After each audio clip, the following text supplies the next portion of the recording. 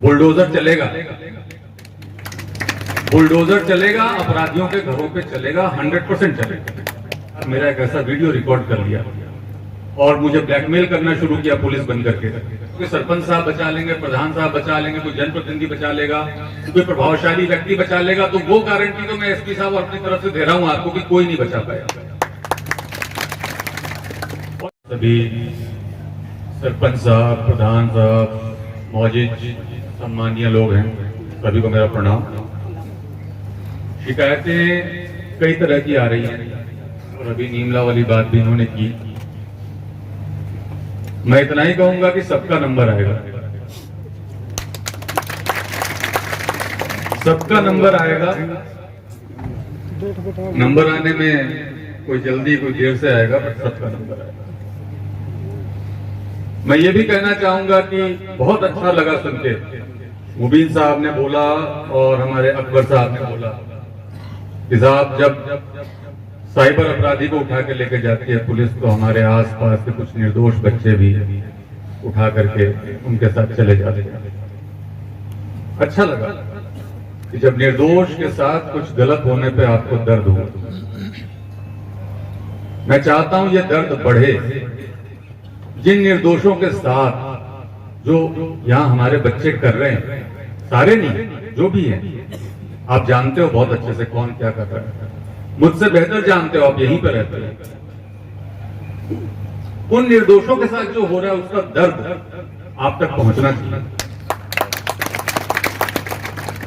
लोगों ने सुसाइड तक किया, आपको पता है। हमारे साइबर अपराधी जो कि एक मोबाइल फोन लेकर के लाइन लगा के बैठे रहते हैं, आप देखते होंगे बाजारों के किनारे, नहर के किनारे, उनके आपको लगता है कुछ नहीं कर रहे हैं, मोबाइल पे पैसे तो ट्रांसफर करा रहे हैं, छोटे मोटे अपराध कर रहे हैं, जो एसपी साहब भी कह रहे हैं। उससे लोगों ने सुसाइड तक किया, आत्महत्याएं की। एक बुजुर्ग मेरे पास आए, जो साहब बता रहे थे, वैसी घटना मैं बता रहा हूं। एक बुजुर्ग मेरे पास आए जब मैं क्राइम ब्रांच में था, रिटायर्ड कर्मचारी थे, 60-65 लाख उनकी पूरी जिंदगी भर की कमाई थी उनके पास, पूरे के पूरे पैसे उन्होंने दे दिए। उन्होंने कहा कि साहब मेरा एक ऐसा वीडियो रिकॉर्ड कर लिया और मुझे ब्लैकमेल करना शुरू किया पुलिस बन करके, और मेरे घर में जवान लड़के हैं, उनकी पत्नियां हैं, और मेरे पोते पोती भी, पोतियां भी जवान हो गई है। मान लीजिए अगर ऐसा कोई बात उनको पता चल जाती तो मैं तो सुसाइड कर लेता। तो मैंने 60 लाख रुपए देता गया और सारी मेरी जमा पूंजी चली गई। अभी भी मुझे धमका रहा है। तब वो मेरे पास आया जब उसके सारे पैसे खत्म हो गए। तो हम लोग किस तरह के काम की तरफ अपने बच्चों को धकेल रहे हैं, इस विषय पे ही बात करने के लिए मैं आपके बीच में आया। मुझे या जो पुलिस के यहाँ पे अधिकारी बैठे हैं, इनको क्या तकलीफ है आप बताइए। आप जो भी अपराध के बारे में हम बात कर रहे हैं, चाहे गो हत्या है, चाहे साइबर क्राइम है, व्यक्तिगत तो कोई तकलीफ नहीं है। हम आपकी तकलीफ के लिए आपके बीच में आए हैं, ये आपको समझना पड़ेगा। मैं डी के एक नागरिक के तौर पे आपके बीच में आया हूं, क्योंकि आप देख रहे हो आपके बच्चे खराब हो रहे हैं।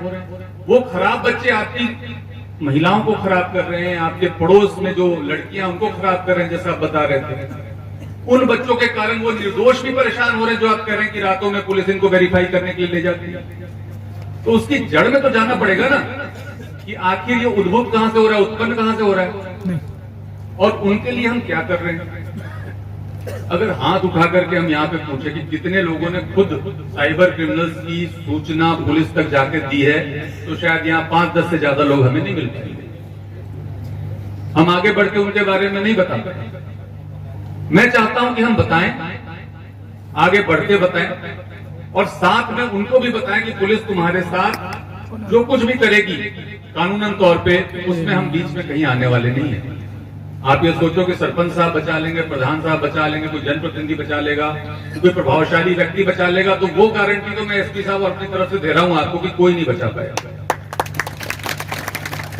और मैं इसलिए भी आपके बीच में आया कि मैं ये आपको बताऊं कि मेवात जिस चीज के लिए जाना जाता था, हसन खां मेवाती के नाम पे मेवात का कितना सम्मान है, यही नहीं पूरी दुनिया में सम्मान है।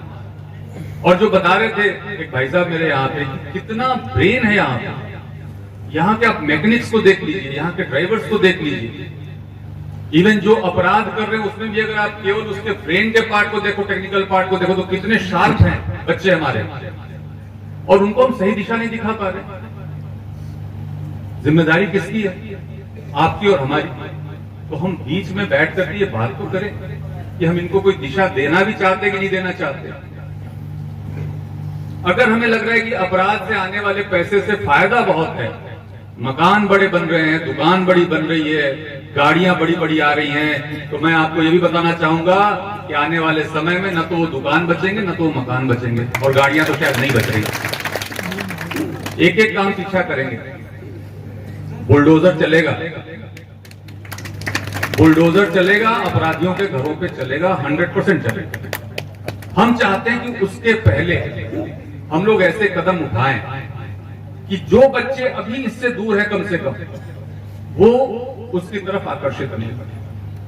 आप बताएं कि पुलिस कितनी सख्ती कर रही है और कितनी सख्ती करने वाली है। इसलिए मैं आपके बीच में हूं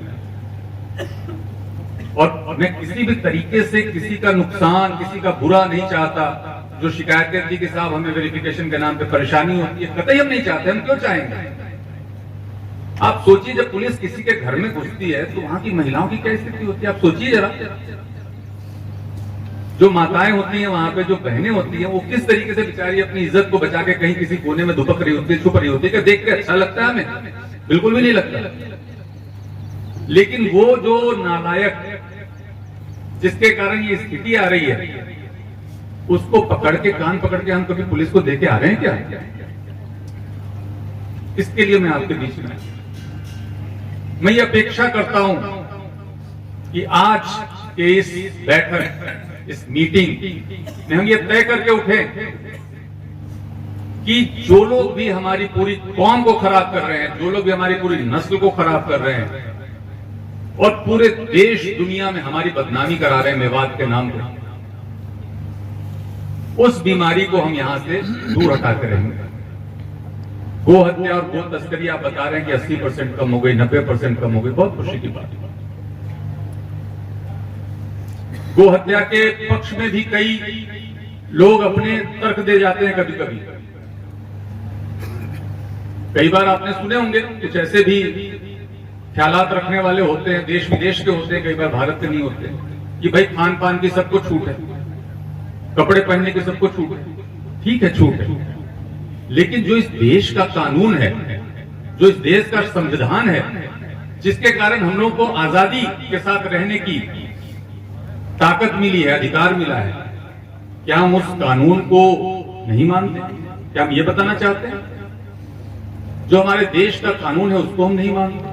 जो हमारे देश की संस्कृति है, हमें पता है कि हो सकता है किसी देश विदेश की संस्कृति में ऐसा हो जहां की गाय की पूजा नहीं होती हो, लेकिन हमारे देश की संस्कृति में गाय को माता मानते हैं, पूजा करते हैं, और जिसको हमारे साथ का भाई, हिंदू भाई पूजा कर रहा है, जिसको अपनी मां मान रहा है, उसको हम हत्या करने के बारे में सोच सकते हैं क्या? बिल्कुल भी नहीं सोच सकते।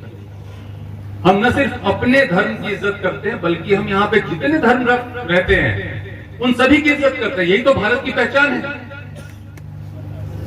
हम एक साथ हिंदू, मुस्लिम, सिख, ईसाई, जैन, बौद्ध और जितने भी मतावलंबी हैं, सबके सम्मान करते हैं, सबकी भावनाओं का सम्मान करते हैं, और किसी को भी आहत करने के बारे में हम सोच भी नहीं सकते। और अगर ऐसे पापी यहाँ पे रह रहे हैं तो उनको नरक का द्वार दिखाने का काम भी हमारा ही है। ठीक है, तो मैं बहुत ज्यादा समय नहीं लेते हुए आज आपके बीच में सिर्फ इसलिए आया था कि हमें अपने अभियान चलाते हुए लगभग 1 महीना हो गया।